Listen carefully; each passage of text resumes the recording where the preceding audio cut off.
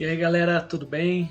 Charles aqui no canal Estudos Bíblia Sagrada, mais uma vez, continuando o estudo do Evangelho de João. Né? Estamos ainda no capítulo 12, né? Chegando ao final aí do capítulo. Né? Vamos até o versículo 43, né? E falando um pouco desses líderes religiosos, né? Dessas pessoas ali, a Judéia, né? Que muitos creram, né? Em Jesus, né? Como o próprio Nicodemos, né? Como Ananias, né?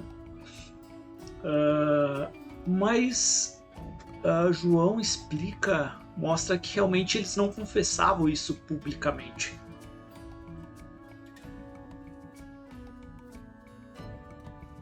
Porque eles não queriam ser rejeitados, né?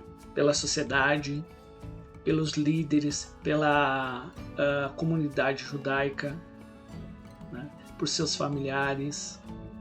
Eles não queriam perder, né? Porque Jesus ele era mal visto, né? Na comunidade judaica, no povo judeu, os líderes religiosos, né? Na própria sociedade ali entre si, ele era um homem mal visto. Então, eles acreditavam em Jesus, claro, nos milagres que ele fez, né? Através também das profecias, né? Principalmente agora também, que a gente viu, né, recentemente, a ressurreição de Lázaro, né? Que foi uma coisa extraordinária isso que aconteceu, né? Mas as vozes vindas do céu, do Pai, né? Então várias coisas apontando como sinais para Yahusha, né? Ser o Messias, o prometido, né? Conforme a palavra de Deus. Mas eles não queriam ser rejeitados como Cristo foi e vai ser até morto por isso, né? Então isso não transforma ninguém. Isso não, se você não perder a sua vida por Cristo, não confessá-la publicamente e sofrer pela fé, por amor a Deus, como Cristo sofreu, ele é o exemplo, né? Não vamos receber a glória o qual ele recebeu também. Então, Cristo ele é todo um exemplo, não só por servir a Deus, como sofrer por Deus e receber a glória de Deus, né? Então a gente viu até aqui esse momento do qual é falado, né? Toda a trajetória do ministério de Jesus, né? E daqui do versículo 44 até o final aqui, né, do capítulo 12, o 50, é meio que um resumo do qual é o papel de Cristo, né? Qual é a consequência, né, de rejeitá-lo, né? Quem que está por trás dele? Depois, ali, a partir do capítulo 13, a gente vai ver mais um contexto entre ele e seus discípulos, né? E depois a gente vai ver mais o contexto final também, né? Os acontecimentos aí da trajetória dele, né? A morte, a ressurreição dele. Tá bom? Só lembrando, não esqueçam aí de se inscrever no canal, né? Deixar o seu like, o seu gostei ou não gostei também, deixar seu comentário, o que você acha, né? A sua opinião, né? Compartilhar o estudo também, né? Isso é muito importante aqui para o canal, né? Que a gente possa tá aí tendo uma comunidade, podendo participar junto do conhecimento da palavra de Deus, né? E tá se ajudando aí, se exortando, né, na nossa santificação e o caminho ao reino eterno, né? O nosso grande Yahushua Mashiach e do nosso Deus Yahuwah. Tá bom? Então vamos lá. Então a gente vai começar a partir do versículo 44 ali, que foi onde a gente parou, né? Que é Jesus falando mais uma vez que ele é a luz, né? Como ele fala outras vezes que ele é o pão. Então ele tem várias referências, né? Que ele é a pedra angular. Mas que ele vai falar que ele é a luz, né? E Jesus, nesse contexto ali que estava antecedendo, né? Prestes a vir, né? Acho que 3, 4 dias, né? Da Páscoa, né? Então Jesus, em alta voz, ali na Judéia, ali nesse contexto de vários judeus, né, depois da entrada triunfal dele em Jerusalém, ele fala, né, quem crê em mim, não crê apenas em mim. Então, é interessante porque o que acontece? Muito os líderes religiosos eles estavam simplesmente olhando só para Jesus. Estavam rejeitando Jesus, olhando só para ele. Só que Jesus fala, não olhem para mim, eu sou só um intermediário. Mas olhem por aquele que está por trás de mim. E eu represento ele. Ele me enviou. Só que eles focavam muito em Jesus. Certo? E esse é o ponto. Né? Por isso que Jesus fala muitas vezes, não creiam só em mim. Né? Que nem Jesus fez vários milagres e obras, e Jesus falava, não, se não querem crer em mim, tudo bem. Mas creiam naquilo que está acontecendo. Né? Creiam nas obras que Deus está realizando por intermédio de mim. Que daí vocês vão ver que eu vim dele. Aí vocês vão crer em mim. Então é mais ou menos esse ponto de Jesus tirando a ideia deles de rejeitar, porque é Jesus, o Jesus de Nazaré, é mais um homem que apareceu, né? Mas o homem que realmente era o prometido, né? E confirmava as profecias não só nas ações dele, nos milagres dele, os sinais que ele fazia, mas também naquilo que ele pregava, né? Então Jesus, ele repete isso. Quem crê em mim, não crê apenas em mim, mas crê também naquele que me enviou. E quem me vê, vê aquele que me enviou. Por isso que a gente vê Jesus falando, né? Se eu não me engano, é para Filipe, eu acho que é. Se eu não estou enganado, tá? Aí vocês me corrijam aí nos comentários, tá? Se eu não me engano. Pergunta, mostra-nos o Pai, Senhor, porque Jesus está falando do Pai, que ele ia para o Pai, enfim, né? Mostra-nos o Pai. Jesus fala, eu tenho estado há tanto tempo com vocês e vocês não estão vendo o Pai. Quem vê a mim, vê o Pai. E por que ele diz isso? Porque o Pai, Cristo é a imagem de Deus. No sentido que Deus está se manifestando através de Cristo. Não que Cristo seja o próprio Deus. Não. Ele é um intermediário. Certo? Né? Então, você vê ali em Cristo, né, a vontade de Deus, quem Deus é. Né? A santidade dele, a justiça dele, a palavra dele, o poder dele. Tudo tu consegue ver Deus nessas coisas, em Cristo. Então você vê Cristo, você vê o Pai. Porque Cristo ele está o quê? Intimamente ligado com Deus através do seu Espírito. Unidade. Por isso que Cristo fala lá, eu e o Pai somos um. Nesse sentido de unidade espiritual. E o que demonstrava que eles estavam unidos? Através daquilo que acontecia. Que era o quê? Os milagres. Porque Cristo por si só, ele não tinha poder para fazer isso. Não vinha dele. Como muitos dizem, ele é Deus, ele fez as coisas que ele fez porque ele era Deus. Ele não poderia ficar morto porque ele era Deus, por isso que ele ressuscitou. Isso contradiz totalmente até as palavras de Cristo, porque Cristo fala que tudo o que ele fez não foi ele que fez. Foi o Pai dele que realizou.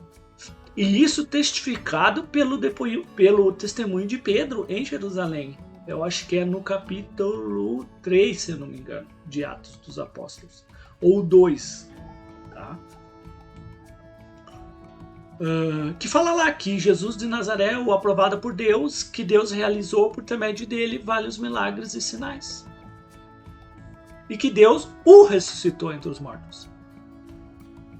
Né? Então, é isso que Cristo quer dizer, certo? No qual quem me vê, vê aquele que me enviou. E Cristo ele fala, eu vim como luz ao mundo. no sentido de mostrar o caminho. Como Cristo fala lá no capítulo 5 de Mateus, né, através do Sermão do Monte, né, que nós temos que ser luzes e sal nesse mundo. No sentido de quê? De preservar aquilo que Deus nos dá e levar as pessoas à verdade. Não se esconder, não ficar para nós. Né? E Cristo ele veio para isso. Para que, no sentido de ser luz e ser um caminho para as pessoas do quê? Para que todo aquele que crê em mim não permaneça nas trevas. Então o ponto é o quê? Você seguindo Jesus, ele te mostra o caminho justo. Para que não só possa servir o Deus verdadeiro, ao contrário do engano do mundo, das idolatrias, do paganismo, mas poder servir o Deus verdadeiro e poder andar santificado nesse mundo, ser uma pessoa justa, longe da carnalidade desse mundo, mas sim ser santo como Deus é santo, porque através da fé a gente assim participa da natureza divina de Deus.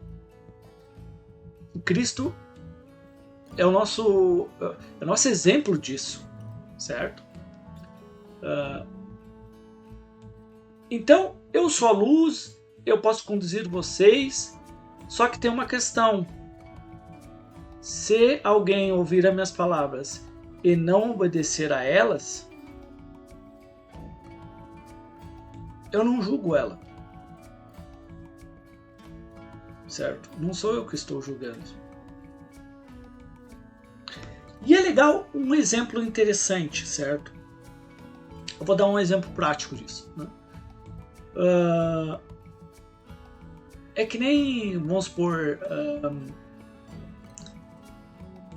você tem uma lei, certo? E a lei diz o quê? Que se você roubar, vai ser amputado a tua mão, certo? Agora, e eu sou o intermediário disso, certo? O cara foi lá, roubou, a lei diz que tem que ser a mão dele amputada, e eu vou lá e amputo a mão dele. É eu que estou julgando isso? Não, não sou eu. Porque já tem uma lei que está dizendo isso, certo? Porque ele está rejeitando essa lei. Então essa própria lei vai julgar ele pelos atos dele. E Cristo veio trazer isso, mas ele próprio não é o julgador disso. Né? Mas essa palavra que você está rejeitando, essa mesma palavra que salva, é a mesma palavra que vai julgar. Certo? E ele fala isso, pois não vim para julgar o mundo, mas para salvá-lo. Né? E o interessante é que Cristo ele vai ser o juiz desse mundo, mas vai ser julgado pela palavra, e ele só vai ser um instrumento disso. Mas quem vai estar julgando ali é a palavra de Deus, o verbo, né? Certo? Que é destacado como Cristo, o cumpridor da palavra de Deus, né? Mas a própria palavra é através de Cristo, certo? Como ele fala aqui, né? Quem me rejeita e não aceita as minhas palavras, já tem um juiz. A própria palavra que tenho pregado, esse é o que vai julgar você no último dia. Então, o ponto não sou eu. Né? O ponto é aquilo que eu falo. Porque aquilo que eu falo não é meu. Aquilo que eu falo é do Deus, o Criador. Pois não falei por mim mesmo, mas o Pai que me enviou ordenou o que eu tenho que dizer e falar. E sei que aquilo que ele me disse é o que dá vida. É o que realmente te salva. Né? Assim, em sendo, o que eu falo é exatamente como o Pai me ordenou a falar. Não vem nada de mim. certo? Eu só falo aquilo que o Pai me mandou, porque aquilo que meu Pai mandou é a vida. É aquilo que é certo, aquilo que é justo. Eu não tenho falado nada que é meu. Então Cristo ele fala essas últimas palavras ali nesse intuito, né, da festa da Páscoa, para que de alguma forma essas pessoas que estavam se dizendo crendo nele e achando que poderiam viver escondidas com a fé delas, isso não pode acontecer. Até porque Cristo ele vai morrer, sofrer por causa da fé dele, daquilo que ele acredita, da obediência dele, de confessar isso. E foi isso que ele fez. Então que a gente possa, né, ser em qualquer circunstância da nossa vida, seja por palavras, seja por ações, você não negue o seu Senhor. Fale a verdade. Tenha ações na verdade. Mesmo que isso faça você perder seu emprego, mesmo que isso faça você perder amizades, mesmo que isso faça você sofrer, e isso muitas vezes até morrer por isso. Porque isso vale a pena. Porque essa mensagem que você está acolhendo e confessando não vai permitir você permanecer na morte. Tá bom? Espero que Deus esteja com vocês. Cada vez mais vocês tenham conhecimento da vontade do Senhor, né? Venha iluminar o coração de vocês, cada vez mais Yahushua vai ser o Senhor do coração de vocês, né? Para em qualquer área da vida de vocês, seja carne, alma, espírito, possa estar pleno, né? Até a vinda do nosso grande Yahushua. Tá bom? Um abraço, fique com Deus, tá bom? Deus abençoe vocês. Valeu!